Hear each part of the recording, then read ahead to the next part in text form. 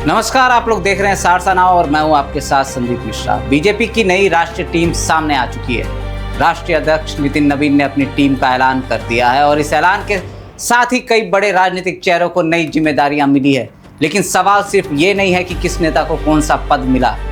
बड़ा सवाल यह है कि नितिन नवीन की इस नई टीम के पीछे बीजेपी की रणनीति क्या है। सबसे पहले बात उस नाम की जिसकी सबसे ज्यादा चर्चा हो रही है, स्मृति ईरानी। पूर्व केंद्रीय मंत्री स्मृति ईरानी को बीजेपी का राष्ट्रीय महामंत्री बनाया गया। 2019 में अमेठी से राहुल गांधी को हराकर राष्ट्रीय राजनीति में सुर्खियों में आई स्मृति ईरानी 2024 का लोकसभा चुनाव हार गई थी, लेकिन अब संगठन में उन्हें बड़ी जिम्मेदारी देकर बीजेपी ने साफ तौर पर उनके राजनीतिक और संगठनात्मक अनुभव का इस्तेमाल करने का फैसला किया है। अब आते हैं दूसरे बड़े चेहरों पर।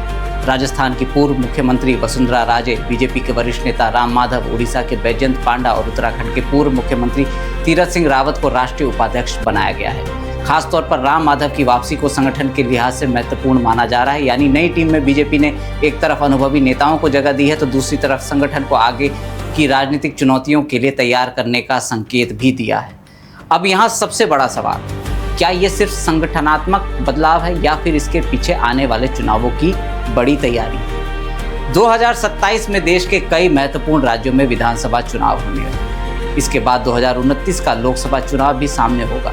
ऐसे में राष्ट्रीय संगठन में अनुभवी चेहरों को जिम्मेदारी देना और अलग अलग राज्यों से नेताओं को नई भूमिका देना बीजेपी की चुनावी और संगठनात्मक तैयारियों के संदर्भ में देखा जा रहा है।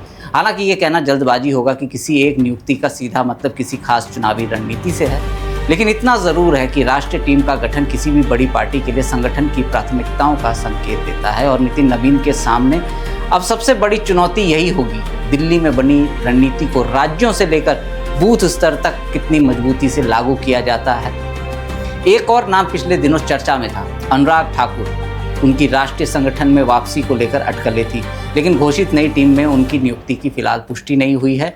इसलिए यहाँ खबर और अटकल के बीच अंतर बनाए रखना चाहिए। तो पूरी तस्वीर को एक लाइन में समझिए। नितिन नवीन की पहली बड़ी राष्ट्रीय टीम में अनुभव, क्षेत्रीय संतुलन और संगठनात्मक क्षमता पर जोर दिखाई देता है। स्मृति ईरानी को महामंत्री की जिम्मेदारी, वसुंधरा राजे और राम माधव जैसे अनुभवी चेहरों को राष्ट्रीय उपाध्यक्ष की भूमिका और कई दूसरे नेताओं को संगठन में नई जिम्मेदारी। अब असली परीक्षा नियुक्तियों की नहीं बल्कि परिणाम की होगी। क्या ये टीम बीजेपी के संगठन को और मजबूत कर पाएगी? क्या राज्यों में इसका असर दिखाई देगा?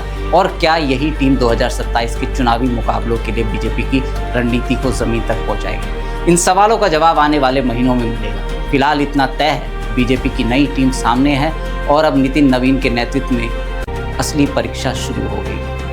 आप लोग बने रहिए हमारे साथ और तमाम खबरों के लिए देखते रहिए सारसा नाउ। नमस्कार।